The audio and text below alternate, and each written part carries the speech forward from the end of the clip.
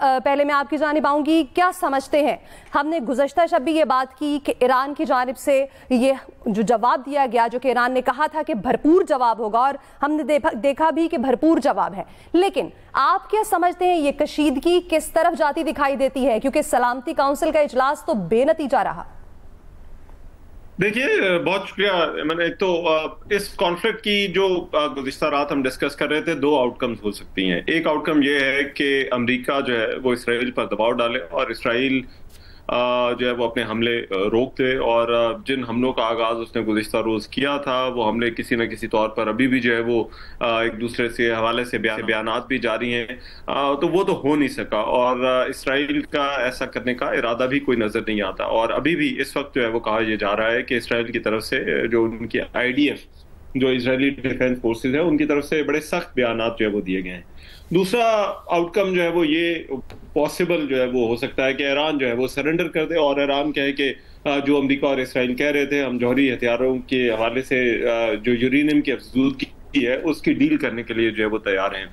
लेकिन ईरान के हवाले से बात बड़ी वाज़ेह है कि वो ऐसा करने के लिए फौरी तौर पर तैयार नहीं होंगे। उन्होंने बड़ा अरसा दबाव भी बर्दाश्त किया है, एक प्रेशर भी उनके ऊपर रहा है, पाबंदियों का उन्होंने सामना किया, और इस सब के बावजूद ईरान किसी न किसी तरह से खड़ा रहा है। तो ये जो दूसरी आउटकम है कि ईरान अगर सरेंडर कर दे तो ये भी बड़ी मुश्किल नजर आ रही है। तो इस वक्त ये कॉन्फ्लिक्ट है वो चलता हुआ नजर आ रहा है। इस कॉन्फ्लिक्ट को खत्म करने की, या इसको जो नीचे जो इस वक्त एक टेम्परेचर है, जो टेंशन है, उसको नीचे लाने की जो है वो कुछ कोशिशें हुई भी हैं, लेकिन इसमें किसी भी और मुल्क का किरदार नहीं हो सकता सिवाय अमेरिका के। अमेरिका ही इस वक्त वो वाहिद मुल्क है जो किसी भी किस्म का किरदार अदा करने की पोजीशन में है। वरना ईरान की तरफ से जो रिस्पांस आया है उसके बाद इसराइल की तरफ से रिस्पांस जो है वो जरूर आएगा। इसराइल का अगर आप माइंडसेट देखें, जो उनके स्पोक्स पर्सन हैं जो वेस्टर्न मीडिया के ऊपर आ रहे हैं, तो वो इस चीज को अपने लिए जरूरी करार दे रहे हैं, और वो कह रहे हैं कि इसमें कोई मसला नहीं है कि हमने जो है वो वहां जाकर जो है वो इस तरह से 100 से ज्यादा टारगेट्स को जो है वो निशाना बनाया है। तो ये जो चीज है ये मेरा ख्याल है ये कॉन्फ्लिक्ट अभी एज ऑफ नाउ कंटेन होता हुआ नजर नहीं आ रहा, बल्कि ये मजीद फैलता जा रहा है। और ये ऐसा लग रहा है कि इसराइल और ईरान के दरमियान ये जो टेंशन है, अगर अमेरिका दरमियान में आकर और बाकी ममालिक अगर आकर इसको जो है वो खत्म नहीं करवाते, तो ये मामला इसी तरह से आगे भी चलता रहेगा। सही। डॉक्टर साहब, आप क्या कहती हैं? क्योंकि हम कल से ये बात कर रहे हैं कि अमेरिका ही वो एक मुल्क है जो कि एक ऐसा मजबूत किरदार अदा कर सकता है जिसकी इसराइल पर किसी हद तक कुछ इन्फ्लुएंस है, कुछ बात मानी जा सकती है इसराइल की जानिब से। लेकिन हमने देखा अमेरिका ने भी दोहरी पॉलिसी अपनाई हुई है। उनके कुछ रहनुमा आकर कुछ बात करते हैं, सदर ट्रंप कुछ पॉलिसी सामने लेकर आते हैं। इस तमाम सूरत हाल में अमेरिका की पॉलिसी कितनी वाज़ेह होनी चाहिए इस कॉन्फ्लिक्ट को रिजॉल्व करने के लिए? जी, रहमान साहब ने बिल्कुल वजह फरमाया कि अमेरिकाज़ ओनली कंट्री जो कि सीज़ फायर डील में जिस तरह इंडिया पाकिस्तान के माबैन उसने एक मफाहमती किरदार अदा किया, इस बार भी कर सकता था। लेकिन अभी तो अमेरिका की जानिब से बिल्कुल ऑपोजिट और बहुत दो टोक किस्म की एक बड़ी थ्रेटनिंग स्टेटमेंट जो हैं वो आ रही हैं मंजरेआम पर, और वो बात जिसका खदशा था कि डील की तरफ लेकर जा रहे ईरान को कि कहीं वो एटमी पावर ना बन जाए, और उसी डील की तरफ उसको ज़बरदस्ती लाने की कोशिश की जा रही है। तो अभी तो अमेरिका कोई मफाहमती किरदार अदा नहीं कर रहा है, बल्कि हमें धोस और ज़बरदस्ती के साथ जो है वो डील पर, टेबल टॉक पर लाने की जो है ईरान को कोशिश कर रहा है, जिसपे अगर जो है वो ईरान नहीं मान रहा है ईरान की तरफ से, बल्कि इसके ऑपोजिट बहुत ही एग्रेसिव स्टेटमेंट्स जो है वो सामने आ रहे हैं, तो अमेरिका और ईरान दोनों की तरफ से जब तक इस तरह के एग्रेसिव और थ्रेटनिंग स्टेटमेंट्स आते रहेंगे तो कोई मफाहमत, कोई सीज़वायर, कोई डील होती नज़र नहीं आ रही है। बल्कि जिस तरह वजह फरमाया उन्होंने कि हालात जो हैं वो बिगड़ते ही नज़र आ रहे हैं, और मतलब जिस तरह से ईरान की तरफ से भी कहा जा रहा है कि मज़ीद करेंगे, अटैक्स करते रहेंगे, और इसराइल की जानिब से भी जो है बड़े ओपनली जो है वो मज़ीद ईरान के ऊपर अटैक्स करने की बात की जा रही है। लेकिन लास्ट नाइट जो इसराइल ने देखा वो शायद इससे पहले कभी नहीं देखा था, जो एग्रेसिव स्टेटमेंट्स के सिर्फ नहीं थे, मतलब उन्होंने एक प्रैक्टिकल परफॉर्मेंस करके साबित किया ईरान ने भी कि हम सिर्फ बात करने वाले नहीं हैं, बख्तरबंद गाड़ियों में और जो बैठ कर जो है वो टेलीफोन पर रब्ता अमेरिका के साथ किया गया है। तो ये जो सिचुएशन इसराइल ने कल रात को देखी है, शायद पिछले महीनों में वो देखने के बारे में सोच भी नहीं सकते थे। और सिर्फ अमेरिका के नहीं, पूरी मगरबी दुनिया का एक बड़ा ड्यूल किरदार जो है वो सामने आया, एक दोहरी पॉलिसी सामने आई है कि हमने देखा कि जब सिर्फ गज़ा के ऊपर बात थी तो फ्रांस क्या, रशिया क्या, बहुत सारे मगरबी ममालिक जो हैं वो गज़ा की तरफ, इसराइल की सारी थोड़ा सा स्लाइटली उनका रुझान था, they were slightly inclined towards in the favour of Israel के, in the favour of Palestine, और गज़ा के इसराइल जो कर रहा है वो गलत कर रहा है।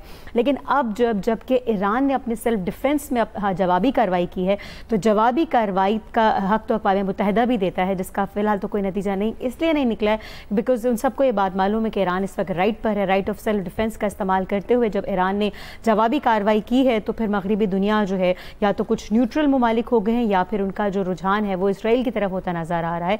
और ईरान इस पूरे खित्ते में जो है वो खुद को इस वक्त तो अकेला ही महसूस कर रहा है। हमने तो हमेशा, पाकिस्तान ने भी और डिफरेंट इस्लामिक कंट्री नहीं बट डिप्लोमेटिकली एक स्टैंड रखते हुए या मोरली सपोर्ट किया है, लेकिन जितना military wise aggressively vocal Iran रहा है वो कोई दूसरा इस्लामिक कंट्री नहीं रहा गज़ा के मामले में। और जब अब ईरान की बारी है तो हम किसी भी दूसरे मुल्क को उसका साथ उस राह से लेते हुए नहीं देख पा रहे हैं जिस तरह से ईरान ने लिया था। तो मगरबी दुनिया की भी ये ड्यूल मोनोपली है, दोगला चेहरा सामने आया है। और अमेरिका का तो सबसे बड़ा जो है जिसको मफाहमती किरदार अदा करना चाहिए था, उसका भी सारा रुझान जो है वो इसराइल की तरफ ही है। तो जब तक कोई तीसरी कंट्री बीच में आकर जो है मफाहमती किरदार नहीं निभाएगी, ये सिलसिला नहीं रुकने वाला, नहीं थमने वाला। बिल्कुल ऐसे ही सुंदुस, हमने हमेशा देखा कि अमेरिका ने दोहरी पॉलिसी अपनाई है। आमिर साहब, इससे पहले भी हमने देखा जब पाक भारत जंग हुई और उस वक्त भी अमेरिका ने पहले कहा कि हम किसी की जंग का हिस्सा नहीं बनेंगे, फिर कहा फौरन से सालसी की पेशकश की। अब भी हमने देखा कि इसराइल की हिमायत में वैसे बयान दिए जा रहे थे कि हम इसराइल के साथ अगर नहीं है, और फिर ये कहा गया कि इसराइल के अगर हमला होता है इसराइल पर तो हम उसके पीछे खड़े होंगे। लेकिन ऐसी तमाम तर सूरत हाल में जहां ईरान भी बैक ऑफ करने को तैयार नहीं है, इसराइल नहीं है, तो ये चूंकि खित्ते में एक इंतहाई संगीन सूरत हाल है, ये कैसे कंट्रोल होगी? मैंने आपने बिल्कुल सही निशानदेही की कि अमेरिकी प्रेसिडेंट और उनके secretary of state Marco Rubio दोनों ने कहा था आपस में लड़के पाकिस्तान और इंडिया तय कर लेंगे। उनका ख्याल ये था उस वक्त, मैं स्टार्ट यहाँ से करूंगा और फिर आपके दूसरी उस इसराइल की तरफ आऊंगा कि ठीक है पाकिस्तान को ठुकाई हो जाएगी और ठीक है बस ये आपस में तय कर लेंगे, ये उनका ख्याल था। और फिर जो हमने ठुकाई की तो वो अपने चौधरी को बचाने के लिए बीच में सुलह के लिए सारे आ गए। अब इस सारे को मैं तफसील में नहीं जाऊंगा, लेकिन हमें सारे, जिस तरह आपने डॉक्टर साहिबा कह रही थी कि जी ईरान की सिर्फ सिफारती मदद कर रहे हैं, हमारे पास कौन सा ईरान चल के आ गया था कि हमारे तैयारे ले लो, हमारे मिसाइल ले लो। ये जंग खुद लड़नी होती है और हमें भी अपनी जंग खुद लड़नी है और दूसरे मुल्क को भी अपनी लड़नी है। अगर ईरान फलस्तीन के गजा पे जा रहा था तो हमास के साथ राब्ते में कौन था, हिजबुल्लाह किसकी थी, बशारुल असद की रजीम को बचाने के लिए ईरान क्या किरदार अदा कर रहा था, वो पूरे खित्ते में जो होती थे और जो सऊदी अरब को तंग कर रहे थे उनके पीछे कौन था।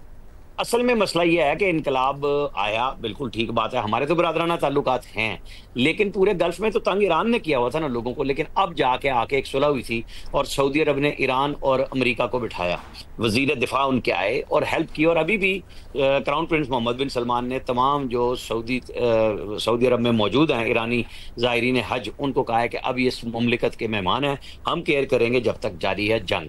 अच्छा, मगरब या अमेरिका तब आएगा किसी सुलह की तरफ अगर हमें सही नुकसान का पता चल जाए और वाकई वहां तल अबीब में, यरूशलेम में इतना नुकसान हुआ हो जितने मिसाइल गए हैं, जैसे हमने किया ना इंडिया के साथ, कि हमने साथ साथ उनकी फुटेज जारी की, उनकी चौकियों की तरफ से सफेद झंडे लहराए जाने बताए। धमाके की बात नहीं होती, असल इशू ये है कि उसने असर कितना किया। क्या हमने उनका डिफेंस सिस्टम उड़ाया, हमने उनके जो रनवेज थे वो फारिग किए, सब चीजें हमने बताई और मजबूरन वो भागे कि उनके पास कोई, हमारा साइबर वारफेयर जो हमने लड़ी उनके साथ, तो इंडिया के पास कोई जवाब नहीं था उसका। तो अमेरिका को मदद के लिए कहा, सऊदी अरब को कहा, सारे ममालिक को कहा। पाकिस्तान ने तो फिर भी बुर्दबारी से काम लिया, सबको ओके कहा कि हम जारियत नहीं कर रहे। यहाँ पे जो रोल है इंडिया के उसमें वो इसराइल का है। अभी तक इसराइल को ऐसी जिक्र नहीं पहुंची कि हम ये कहें कि उसके लिए वो ममालिक जो उसके चाहने वाले हैं और खास तौर पर अमरीका, कि वो ये कहे कि सुलह करा लो। या तो ईरान ऐसा डेंट डाल दे कि इसराइल को समझ आ जाए और अमेरिका को समझ आ जाए कि अब अगर ये थोड़ी सी और पिटाई हो गई तो जो हमने एक मुल्क पाला हुआ है सब लोग अरबों को दिखाने के लिए, उड़ाने के लिए, फिर ये हम मारे जाएंगे, फिर तो वो सुलह की तरफ आएंगे। अदरवाइज तो वो उन्होंने कहा नहीं कल कि हम सप्लाई जारी रखेंगे। मौलिक तरीन हथियार अमेरिका के हैं और वो हम इसराइल को दे चुके हैं और हम जारी रखेंगे। बिल्कुल ठीक है, ईरान की तरफ से एक जबरदस्त मिसाइल का अटैक हुआ है, कुछ अब्दोदों से, कुछ ईरान तेहरान से। हम भी यही कह रहे थे, कल सारा दिन ये बात हो रही थी कि मजा जब आएगा जब इनकी तरफ से जवाब जाएगा, फिर पता चलेगा कि ईरान जो बात कर रहा है, क्योंकि हम सद्दाम को भी देख रहे थे ना कि साथ का पड़ोसी मुल्क सद्दाम से जंगों की मां लड़ेंगे, फलां लड़ेंगे, और आखिर में वो सुरंग से निकले। ईरान की क़यादत को उन्होंने बिल्कुल असैसिनेट कर दिया पहले हल्ले में, और यहां से जवाब भी नहीं गया था। अब जवाब गया है, उनका डिफेंस सिस्टम काबू हो गया है। कुछ इतलात ऐसी भी आई कि जो राह के एजेंट थे, जो मुसाद के लिए काम कर रहे थे, भारतीय लोग, और यही बात पाकिस्तान में आ रहे थे भारत के लोग, जो कुलभूषण यादव जिंदा मिसाल है उसकी, हमारे पास पकड़ा हुआ है कमांडर, जो ईरान से इन हुआ और पाकिस्तान ने पकड़ा, और वो मुसलसल वहीं से कर रहे हैं। एक और भी बंदा हमारे पास है जो ईरान में एक जहाजरान कंपनी थी भारत की, वहां पे काम कर रहा था, वो हमारे पास है। हमने अभी उसको अनाउंस नहीं किया। जब हमारी जो कुव्वतें हैं, हमारी इस्टेब्लिशमेंट है, हमारी गवर्नमेंट है, जब चाहेगी वो चीज़ें सामने ले आएगी कि क्या करना है, क्योंकि कुछ चीज़ें रखी जाती हैं, बताई नहीं जाती, पसे पर्दा रखी जाती हैं। तो अब ये जो कन्फ्लिक्ट हुआ है, जो आज बना है, ईरान को बहुत जोर लगाना पड़ेगा। इस वक्त कोई गल्फ का ममालिक रियली नहीं चाहता कि ये जंग बढ़े, क्योंकि सबके माशी मफादात हो चुके हैं। क्योंकि अब जंगें ये नहीं है कि आप बॉर्डर क्रॉस करके चले जाएंगे, फलां होंगे। अभी इंडिया और पाकिस्तान में जहां बॉर्डर शेयर करते हैं, एक दूसरे के साथ मिले हुए हैं, वहां पे भी फोर्सेस का वो नहीं हुआ। असल बात एयर अटैक पावर की थी कि कौन यूज करता है और कौन पहले यूज करता है, कैसे करता है, इस्तेमाल करता है। अब ईरान ने जोर लगाया है, अल्लाह करे कि इसराइल के मुकाबले में वो कामयाब रहे वो, लेकिन असल बात वही है कि एक पायदार अमन तभी होगा जब इसराइल के दांत खट्टे होंगे, इसराइल अगर झुकने पे आएगा। लेकिन अभी हम ये कह नहीं सकते कि ऐसा हो गया हुआ है, क्योंकि उसकी जो एयर पावर है या जो टेक्नोलॉजी की पावर है वो बहरहाल ईरान से आगे है। एक है उनका सेल्फ डिफेंस सिस्टम चलता है या नहीं चलता, वो ये एक और बात है। लेकिन जवाबन कार्रवाई के लिए उनके पास ना तो उनको कोई रोकने वाला है। जो गल्फ के कंट्रीज में से वो गुजर के आ रहा है और उधर वहां से गुजरता है, फिर वो इराक में आता है, उसको कोई नहीं रोकता। ईरान को रोकने वाले होंगे। इन लोगों ने उनके मिसाइलों को और उनके जो ड्रोन्स थे उनको भी रोका है, इंटरसेप्ट किया है, जिन मुल्कों का मैंने नाम लिया वहां पे। लेकिन एक और फर्दर एस्केलेशन तब होनी है अगर ईरान ने ये समझा कि हमें नुकसान हो रहा है अमरीकी अड्डों से और वो वहां मारते हैं, तो फिर अमरीकी जो इस वक्त इनडायरेक्ट हैं वो डायरेक्ट इन्वॉल्व हो जाएंगे इस जंग में, जो कि बहुत खतरनाक। बिल्कुल ऐसे ही, और इसी में यही कोशिश की जा रही है कि आलमी रहनुमा जितने हैं वो किरदार अदा करें ताकि कॉन्फ्लिक्ट मजीद ना बढ़े और खित्ते में अमन कायम हो सके। इसी पर डिस्कशन जारी रखेंगे, लेकिन इस ब्रेक के बाद।